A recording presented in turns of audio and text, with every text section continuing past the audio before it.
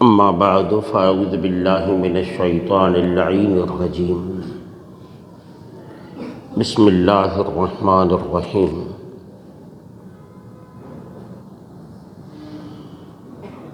قد افلح المؤمنون الذین هم فی صلاتهم خاشعون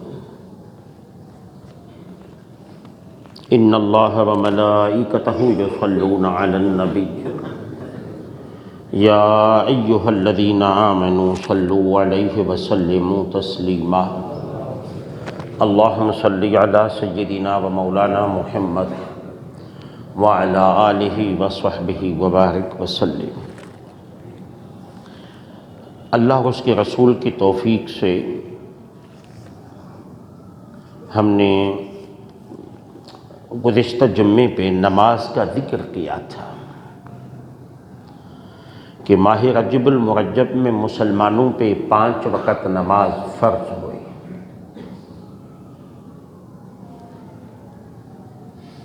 ہم نے گزشتہ جمعے پہ نماز کی فضیلت پہ ذکر کیا تھا۔ سیدنا علی المرتضیٰ رضی اللہ تعالی عنہ فرمایا کرتے تھے کہ لوگوں 7 لوگوں کا چہرہ کعبۃ اللہ سے پھیر دیا جاتا ہے قبر میں۔ ہم جب میت کو دفناتے ہیں اس کے چہرے کو قدر قبلے کی رخ موڑ دیتے ہیں۔ علی المرتضیٰ فرمایا کرتے کہ لوگوں یقین نہ آئے تو دفنانے کے بعد قبر کھود کے دیکھ لینا، ان لوگوں کے چہرے اللہ تعالیٰ قبر میں ہی کعبے سے پھیر دیتا ہے۔ کون سے؟ فرمایا شارب الخمر، شرابی، شراب پینے والا، ان کا چہرہ کعبۃ اللہ سے قبر میں پھیر دیا جاتا ہے۔ فرمایا جھوٹی گواہی دینے والا، اس کا چہرہ بھی کعبۃ اللہ سے پھیر دیا جاتا ہے۔ سود کھانے والا، اس کا چہرہ بھی کعبۃ اللہ سے پھیر دیا جاتا ہے۔ اور فرمایا کہ ذخیرہ اندوزی کرنے والا، رمضان شریف آ رہا ہے، سامان سائیڈ کر کے رکھ لو، زیادہ بکے گا، مہنگا بکے گا۔ اور وہ حاجی صاحب، وہ پرہیزگار، وہ مفتی، وہ متقی جن کے ہاتھ میں تسبیح ہوتی ہے، وہ کچرا جمع ہوا ہے، نوکر کہتا ہے بولا رکھ دو، رمضان میں بک جائے گا۔ یہ صرف یہاں نہیں، مسلمانوں کی جہاں آبادیاں ہیں اکثر جہاں ہوتا ہے وہاں ایسا ہی ہوتا ہے۔ ابھی عمرے پہ جائیں گے تو جہاز کا کرایہ 1 ہے، رمضان میں جائیں گے تو مہنگا ہو جاتا ہے۔ ابھی جائیں گے تو رہائش گاہ کا کمرے کا کرایہ کم ہے، رمضان میں جائیں گے تو زیادہ ہو جائے گا، رمضان کے فوراً بعد پھر کم ہو جائے گا۔ یہ ہے دین کے نام پہ دین کو دھوکا۔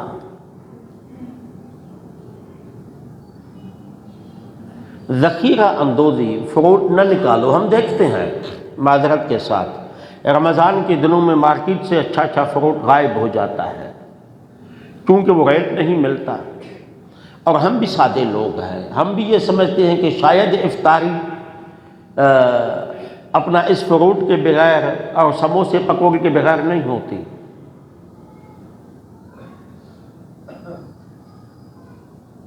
ہم نے بھی تو ہر حال میں خریدنا ہے، کچھ بھی ہو جائے۔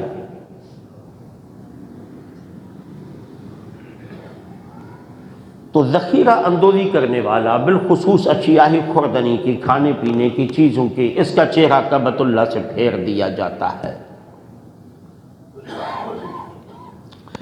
اور پھر فرمایا انسانی اعضاء بیچنے والے، جاؤ اسپتال میں گردہ نکال دیا، پتہ ہی نہیں لگا، یہ رپورٹ ہوتا ہے۔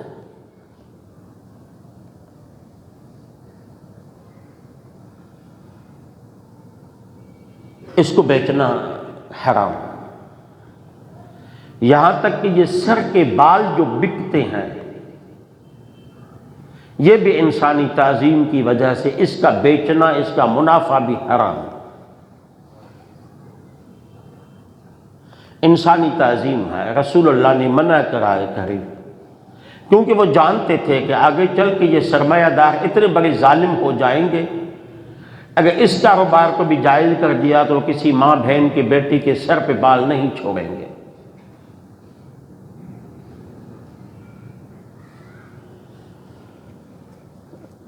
اور پھر فرمایا کہ نماز کو ترک کرنے والا، نماز چھوڑ دینے والا، اس کا چہرہ کعبۃ اللہ سے پھیر دیا جاتا ہے۔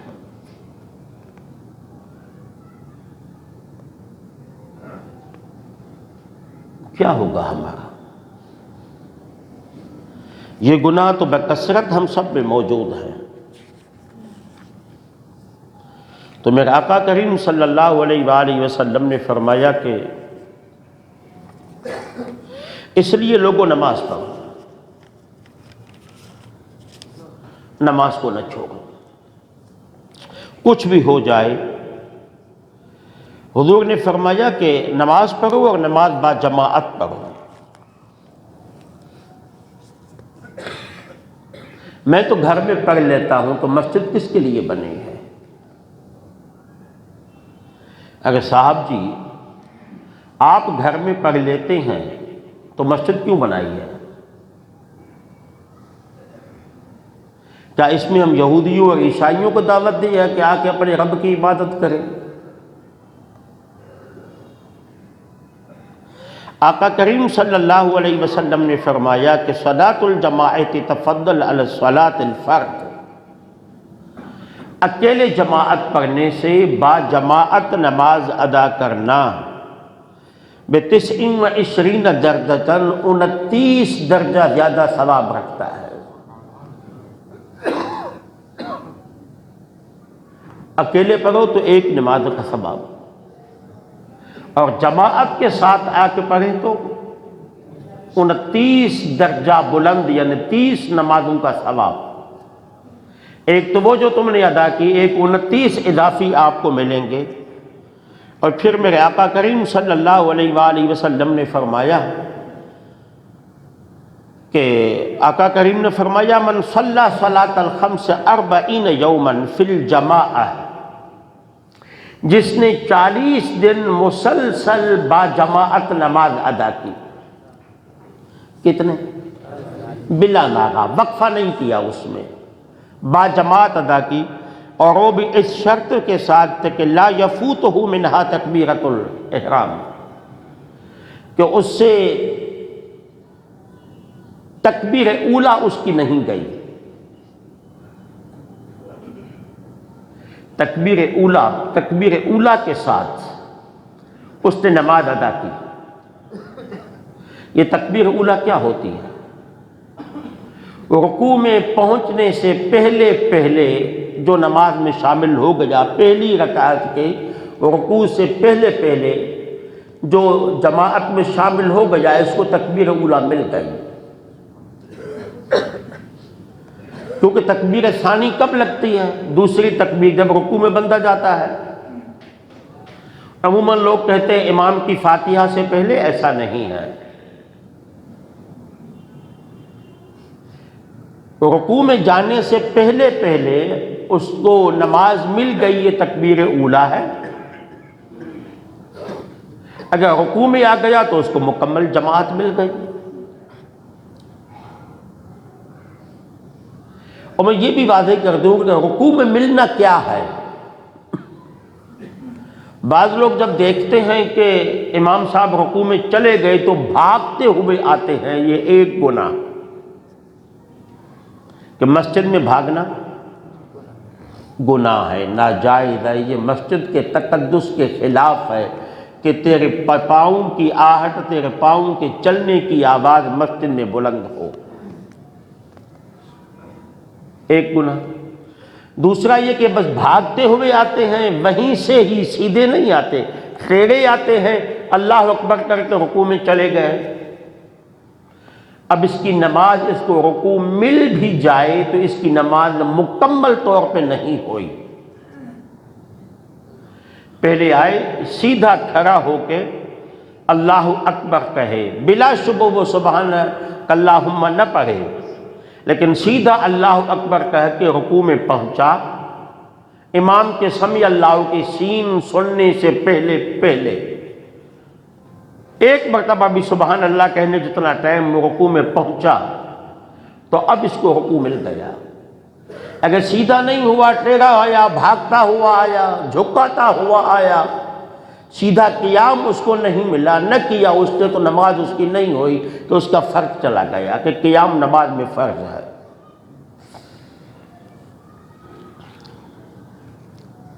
تو فرمایا کہ اس نے اس طرح نماز کی کہ اس کے 40 دن میں تکبیر اولیٰ بھی نہیں گئی۔ کتب اللہ لہ برأتین، اللہ تعالیٰ انہیں 2 آزادیاں عطا کر دیتا ہے۔ کون سی؟ ایک اللہ تعالیٰ اسے منافقت سے بری کر دیتا ہے، دوسرا اسے دوزخ کے آگ سے محفوظ بنا لیتا ہے۔ 40 دن باجماعت نماز تکبیر اولیٰ کے ساتھ مصطفیٰ نے ضمانت دی، اس کی میں نفاق نہیں آئے گا، منافق نہیں ہوگا وہ۔ اور دوسرا اللہ تعالیٰ اس کو دوزخ کی عذاب سے، آگ سے محفوظ رکھے گا۔ اور یہ تکبیر اولیٰ کے ساتھ نماز کا اجر کیا ہے؟ حضرت ابو امامہ باہلی کہتے ہیں رضی اللہ تعالی عنہ کہ وہ آقا کریم کی خدمت میں گئے، وہ خود کہتے ہیں میں مایوس تھا، میں پریشان تھا۔ پریشان اس لیے تھا کہ ان کا تجارتی قافلہ کہیں گیا ہوا تھا، کاروبار کر کے سامان لے کے وہ واپس آ رہا تھا، تو ساز و سامان کے ساتھ لدے ہوئے 10 اونٹ اس کے گم ہو گئے تھے۔ ایک تو 10 اونٹ، پھر ان میں تجارت کا سامان پتہ نہیں کتنے کا تھا۔ تو ایک طبع انسانی ہے کہ مالی نقصان پہنچتا ہے تو انسان بے چین ہوتا ہے۔ وہ پریشان ہو کے آقا کریم کی خدمت میں پہنچا تو نبض شناس مصطفیٰ نے دیکھتے ہی پہچان لیا کہ ابو امامہ پریشان لگ رہے ہو۔ جی یا رسول اللہ پریشان ہوں، کیا ہوا؟ عرض کرنے کہ آقا میرے 10 اونٹ گم ہو گئے ہیں ساز و سامان کے ساتھ۔ آپ نے فرمایا اچھا یہ بات ہے۔ بس گویا کہ کوئی بات ہو ہی نہیں تھی حضور کے نزدیک، کیونکہ جس کے نزدیک دنیا کی اہمیت نہیں ہوتی نا، وہ اس طرح کرتا ہے۔ حضور اچھا یہ بات ہے، میں نے یہ سمجھا کہ تیری تکبیر اولیٰ چلی گئی ہے۔ اس بات کا اندازہ لگائے حضور کے پاس ساتھ تکبیر اولیٰ کی کتنی اہمیت ہوتی تھی۔ حضور نے فرمایا کہ میں نے یہ سمجھا تھا کہ تیری تکبیر اولیٰ چلی گئی ہے۔ پھر حضور کی تربیت کا اثر تھا۔ امیر معاویہ رضی اللہ تعالی عنہ جب امیر تھے اور بادشاہ تھے تو آپ کا بیٹا فوت ہو گیا، کوئی لوگ ان کی تعزیت پہ آنے لگے۔ فطری بات ہے، بیٹے کی وفات پہ عام آدمی سے بھی تعزیت کی جاتی ہے، یہ تو بادشاہ آدمی تھا۔ اور فطرت انسانی میں ہے، بڑے لوگوں کے قرب کی تلاش میں سب رہتے ہیں، انتظار میں ہوتے ہیں۔ امیر آدمی مرے محلے کا تو ہم قبرستان تک بھی جاتے ہیں، غریب خاندان کا مرے تو جنازے میں نہیں ہوتے۔ یہ فطرت انسانی ہے۔ تو امیر معاویہ کے پاس جب لوگ تعزیت کرنے آئے تو آپ نے فرمایا کہ افسوس، کل میری تکبیر اولیٰ کے ساتھ رکعت نکل رہی تھی، بلکہ نکل گئی تھی، میں رکوع میں آ کے پہنچا تھا، کل میری تکبیر اولیٰ گئی تھی، تم میں سے کوئی مجھ سے تعزیت کرنے تو نہیں آیا تھا۔ یعنی بتا یہ رہے تھے کہ بیٹے کے مرنے کا غم اتنا نہیں ہے جتنا تکبیر اولیٰ کے جانے کا غم تھا۔ ادھر 10 اونٹ کے جانے کا غم اتنا نہیں بتایا جا رہا تھا جتنا تکبیر اولا کے جانے کا غم تھا، تو ہماری تو نمازیں ہی چلی جاتی ہے، کیوں دکان پہ بچہ نہیں تھا، نماز پہ نہیں اٹھا کیونکہ رات بھر مہمان آئے ہوئے تھے، نماز پہ نہیں اٹھا ہلکا سا سر میں درد تھا، نماز پہ نہیں اٹھا آج سفر میں جانا تھا، نیند مکمل نہ ہوتی تو تکلیف ہوتی، نماز پہ نہیں اٹھا رات کو 1:30 بجے سوتا ہوں، دن کو 10 بجے ڈیوٹی پہ جانا ہوتا ہے، میں نماز پہ نہیں اٹھا۔ تیری اور میری نماز پڑھنے والوں کی بھی ان چھوٹے چھوٹے بہانے پہ چلی جاتی ہے، لیکن یہاں میرے نبی کے غلاموں کا نماز سے محبت کا انداز دیکھیں، کتنی محبت ہے ان کی نمازوں سے جو ہمیں نہیں رہی، حالانکہ ہمیں پتہ ہونا چاہیے، حضور نے فرمایا میرے آنکھوں کی ٹھنڈک ہے، چھوڑ دے ثواب کو کتنا ہے، لیکن نماز پڑھنے سے آقا کو خوشی ہوتی ہے۔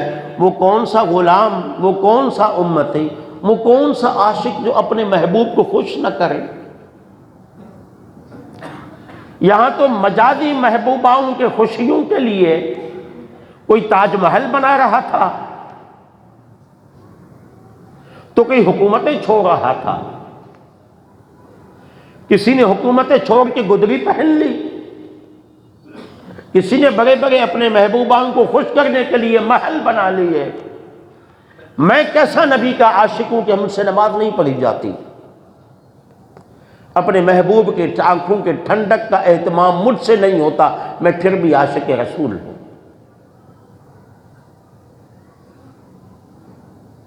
میں نے قرآن کو نہیں کھولا، میں پھر بھی عاشق قرآن ہوں۔ میں مسجد نہیں آتا، میں پھر بھی مضبوط تر مسلمان ہوں۔ اس لیے عذاب و ثواب کا معاملہ تو میں عموماً کہتا رہتا ہوں، آپ کو دیکھا جائے گا۔ یار آپ تو عاشق ہیں نبی کے، ہیں نا؟ جو ہیں وہ بولے، ہم نبی کے غلام ہیں نا، محبوب کے عاشق ہیں نا، تو ہم کیسے عاشق اپنے محبوب کو خوش نہیں کر سکتے؟ اگر نماز پڑھ کے ہم اپنے محبوب کو خوش نہیں کر سکتے تو پھر مجھے اور تجھے میلاد منانے کا حق نہیں ہے۔ ہم میلاد بعد میں منا کے اپنے محبوب کو خوش کریں، پہلے نماز پڑھیں کہ محبوب کی آنکھوں کی ٹھنڈک نماز ہے۔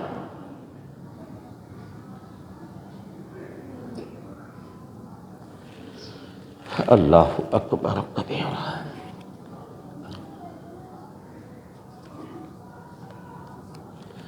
پھر فرمایا میرے آقا کریم صلی اللہ علیہ وسلم نے فرمایا من صلی صلاۃ الخمس فی الجماعہ، جو 5 وقت نماز با جماعت ادا کرتا ہے۔ یہ احادیث سنیں، پھر ہم اپنے دل میں غور گریبان میں جھانکیں کہ ہم فجر کی نماز پہ کیوں نہیں اٹھے تھے۔ آپ نہیں، میں اپنے آپ کو کہہ رہا ہوں، آپ کو نہیں کہہ رہا، اپنے آپ کو۔ پھر میں سوچوں کہ میری نمازیں کیوں چلی جاتی ہیں۔ وہ خدا کا نمائندہ حی علی الصلاح کے ساتھ حی علی الفلاح کہتا ہے، کامیابی کی طرف آؤ۔ خدا کا نمائندہ اللہ کی طرف سے پیغام دیتا ہے کہ آؤ۔ ہم سن کے خدا کے پیغام پہ نہیں جاتے۔ ہم کتنے گھٹیا ہیں، ہم کتنے کم تر ہیں، ہم کتنے کم وقعت ہیں۔ رب بلائے، محبوب بلائے، اپنے گھر میں بلائے، کامیابی کی ضمانت کے اعلان کروا کے بلائے، میں گھر میں پڑھ لیتا ہوں۔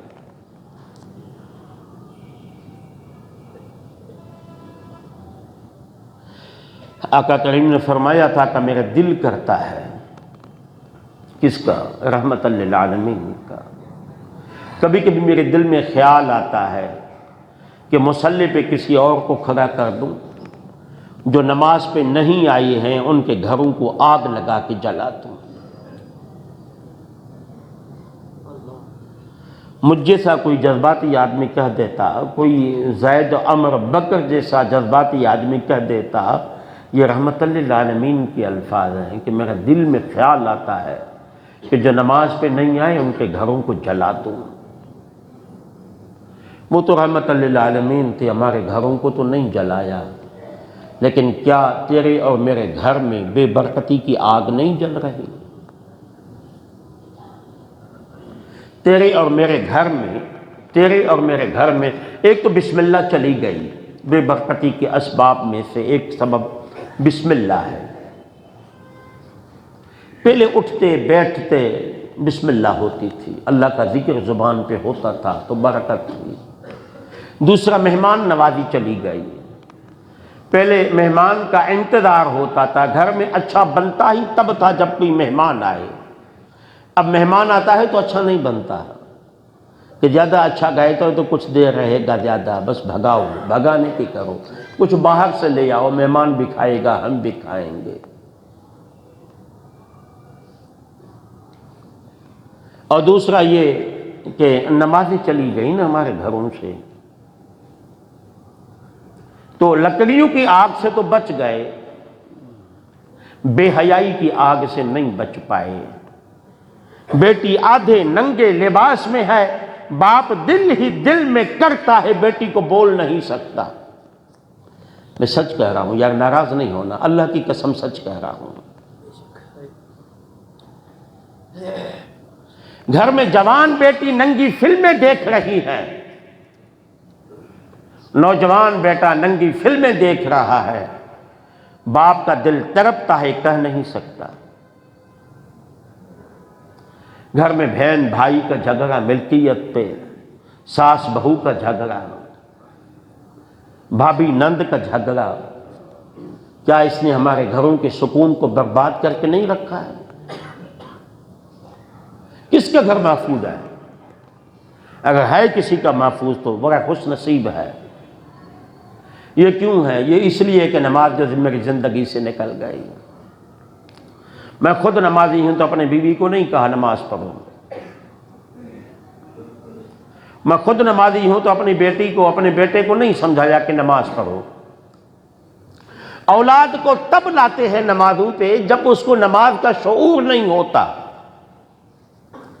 میں دیکھتا ہوں، میں خطبہ پڑھتا ہوں، اسی وقت بندے آتے ہیں، دو بچے ہاتھوں میں ہوتے ہیں، پھر پورے مسجد میں شور، مسجد کی بے ادبی، نمازیوں کی نماز ضائع۔ حضور نے فرمایا تیرا بچہ 7 سال کا ہو جائے تو انہیں نماز کی تربیت کرو، کہنا شروع کرو، 10 سال کا ہو کر بھی نہ پڑھے تو انہیں سزا دو۔ ہم 10 سال کے بچے کو تو نماز کا پابند نہیں بناتے، 2-2.5 سال کے بچے کو کندھے پہ اٹھا کے مسجد میں لا کے ہم سمجھتے ہیں ہم نے کوئی دین کا کام کیا ہے۔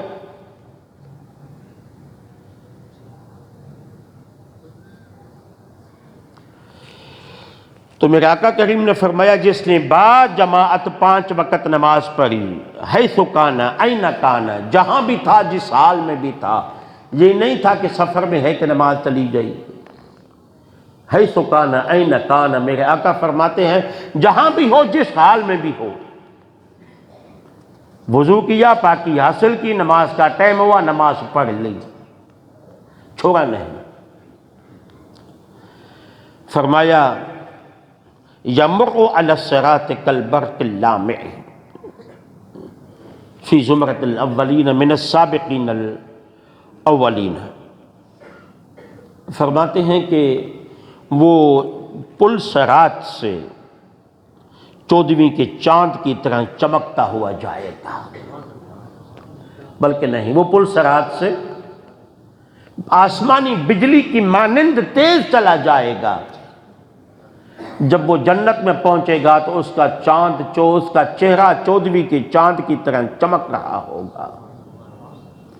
جنتی طرف کے پوچھیں گے کہ اس کے چہرے کا حسن کہاں سے آیا؟ آواز آئے گی یہ 5 وقت کا وضو بناتا تھا، وضو کی برکت کی وجہ سے اس کے چہرے میں خدا نے چمک پیدا کر دی۔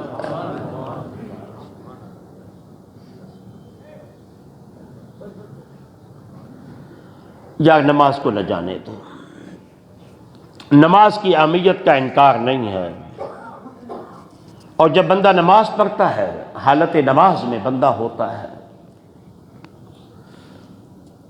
میں نے گزشتہ جمعے پہ بتایا تھا حدیث ضعیف کے حوالے سے کہ جب بندہ اعوذ باللہ من الشیطان الرجیم پڑھتا ہے، بسم اللہ الرحمن الرحیم کہتا ہے، تو اس کے نامہ اعمال میں 4000 نیکیاں لکھ دی جاتی ہیں۔ حالت نماز میں 4000 نیکیاں۔ جب وہ کہتا ہے بسم اللہ الرحمن الرحیم، مولا تو رحمان ہے تو رحیم ہے، میں گنہگار ہوں تو بخشنے والا ہے، میں خطا کار ہوں تو رحم کرنے والا ہے۔ ان کا رحم کیا ہوگا؟ آقا کریم فرماتے ہیں کہ قیامت کے دن ایک شخص کو کہا جائے گا کہ جا دوزخ میں جا، گناہوں کی وجہ سے۔ جب وہ جائے گا تو بھاگتا ہوا جائے گا۔ کہاں؟ دوزخ میں بھاگتا ہوا۔ جب وہ جہنم کے دروازے پہ پہنچے گا، آواز آئے گی بندے رک جا، رک جائے گا۔ کہاں جا رہے تھے؟ مولا دوزخ میں۔ کیوں؟ مولا تیرا حکم تھا۔ بندے میرے حکم پہ اپنے آپ کو دوزخ میں ڈال رہا ہے؟ جی مولا، یہ سوچ کے زندگی بھر تیرے حکم کو نہ مانا۔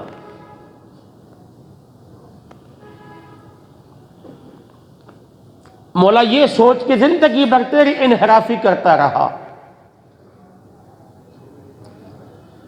مولا تو نے کہا نماز پڑھو، میں نے نہیں پڑھی۔ تو نے کہا حرام چھوڑ دو، میں نے نہیں چھوڑا۔ تو نے کہا ذخیرہ اندوزی نہ کرو، میں نے کر دی۔ تو نے کہا تھا ماں باپ کا حیا کرو، میں ماں باپ کا نافرمان تھا۔ میں نے ہوٹلوں اور کلبوں کو آباد کیا تھا، تیری مسجد کو ویران کیا تھا، بڑا گنہگار تھا، میں بڑا مجرم تھا مولا۔ لیکن بس یہ سوچ کے زندگی بھر تیری نہ مانی، آج تو مان کے دیکھو۔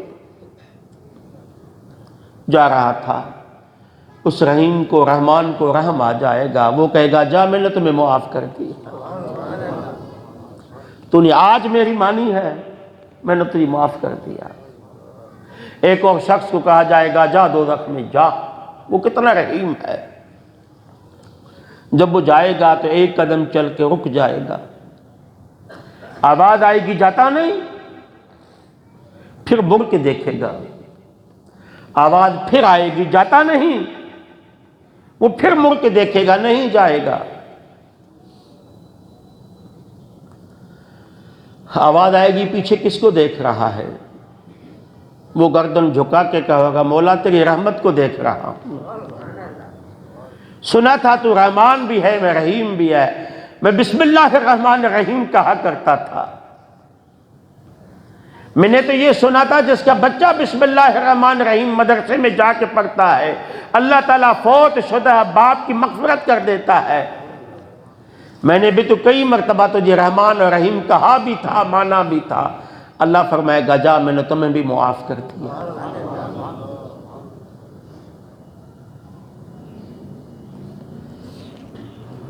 اور پھر جب یہ بندہ الحمد پڑھتا ہے، سمیع اللہ لمن حمدہ کہتا ہے، سبحان ربی العظیم کہتا ہے، آگے کیا اجر ہوگا میں آج بھی وہ بیان نہ کر پایا، میرا ٹائم ہو گیا۔ انشاءاللہ آنے والے جمعے پہ اچھا ہے کہ